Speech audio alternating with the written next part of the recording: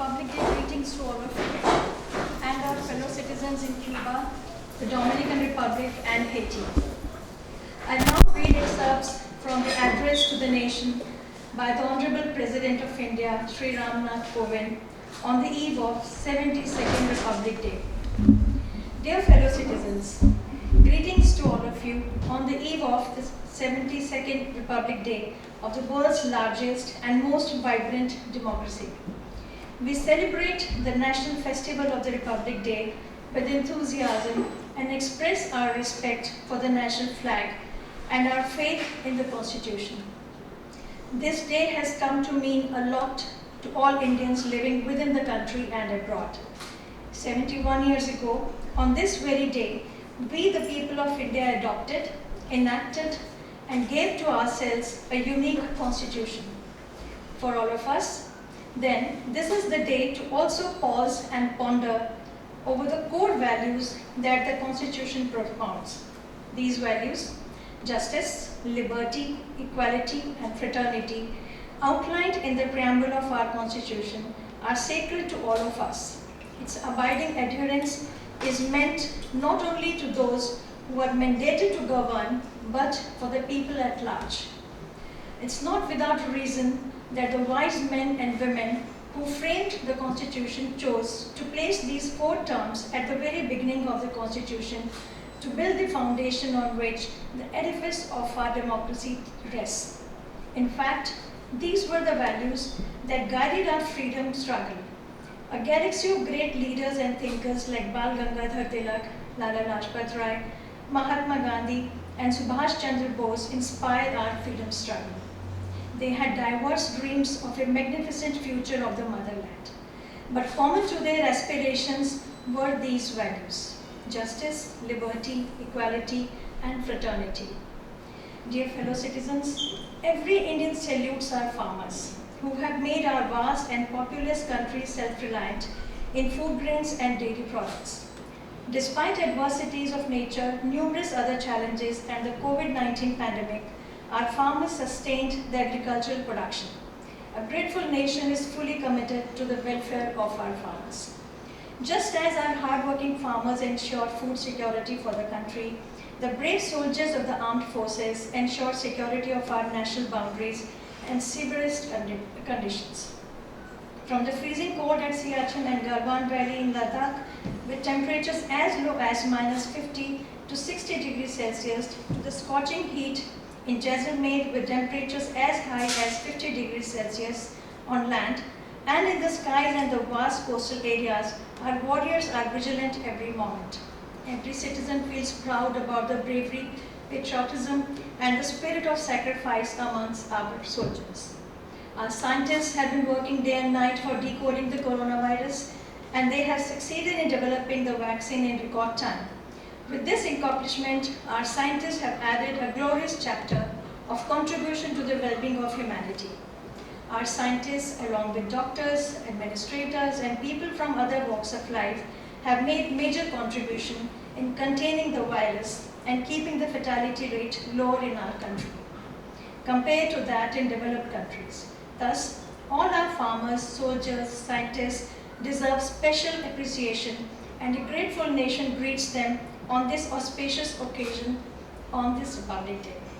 Dear fellow citizens, last year, as humanity almost came to a halt in the face of a calamity of gigantic proportions, I often found myself reflecting on the central message of the Constitution.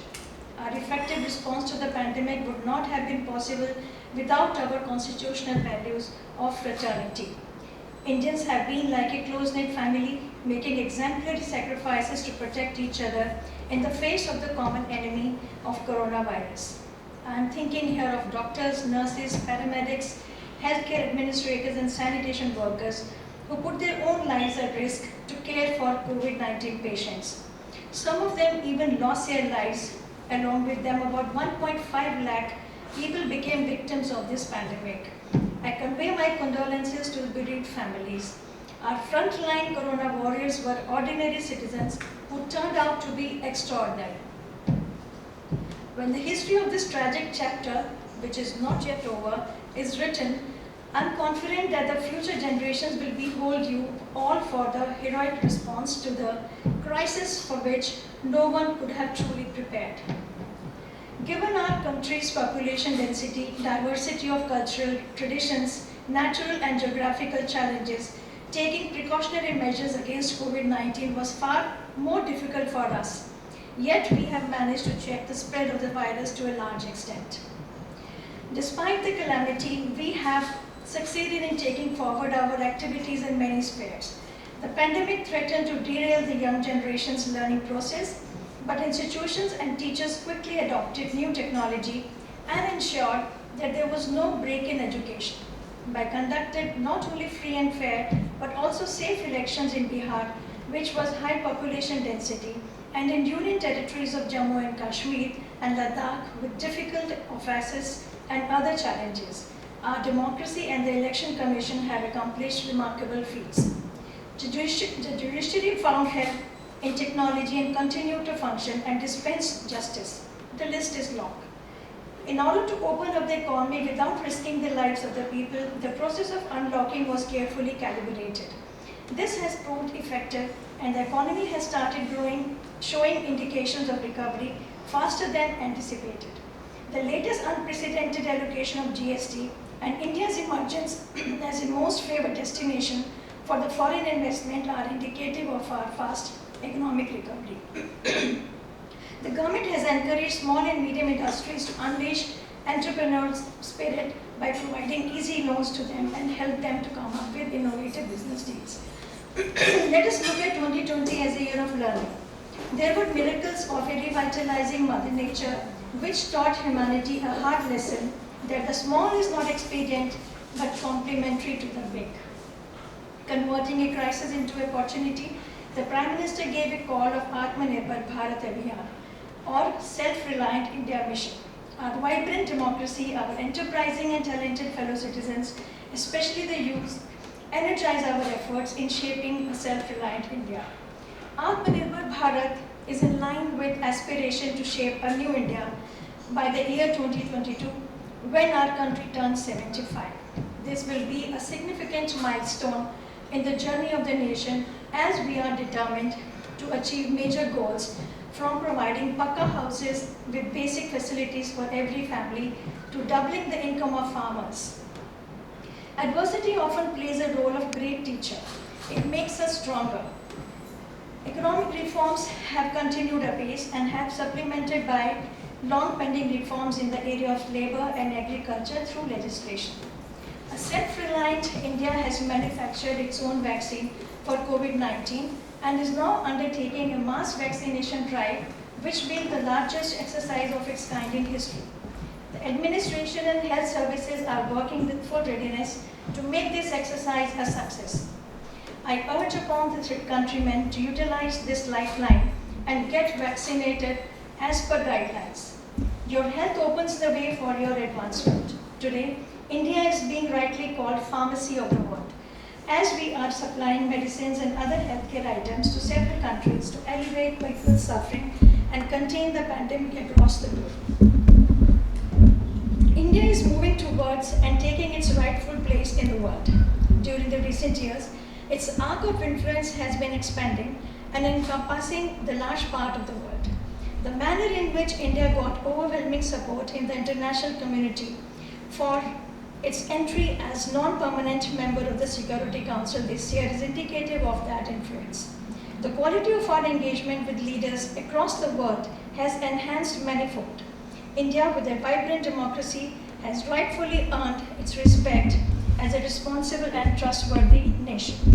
We would do well to keep reminding ourselves of our constitutional mantras: act of helping fellow human beings, expand our capacity for empathy. Let's all continue on the path of constitutional morality, which Baba Sahib Dr. Bhimrao Ambedkar mentioned in his speech to the Constituent Assembly on November 4, 1948, while presenting the draft of the Constitution. He clarified that constitutional morality means supremacy of the values enshrined in the Constitution. Dear fellow citizens, as we are set to celebrate the anniversary of our Republic, I'm thinking of our brothers and sisters abroad. Our diaspora is our pride. Indians abroad have succeeded in different walks of life, some rising to high levels of political leadership, some contributing to science, arts, academics, civil society and business, each bringing laurels to their new homelands and also to India.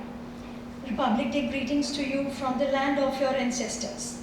My greetings to the members of the armed forces, paramilitary forces and the police who usually celebrate festivals staying away from their families. My special greetings to all those Jawans. I once again congratulate you all for the Republic Day. Thank you. Jai Hind.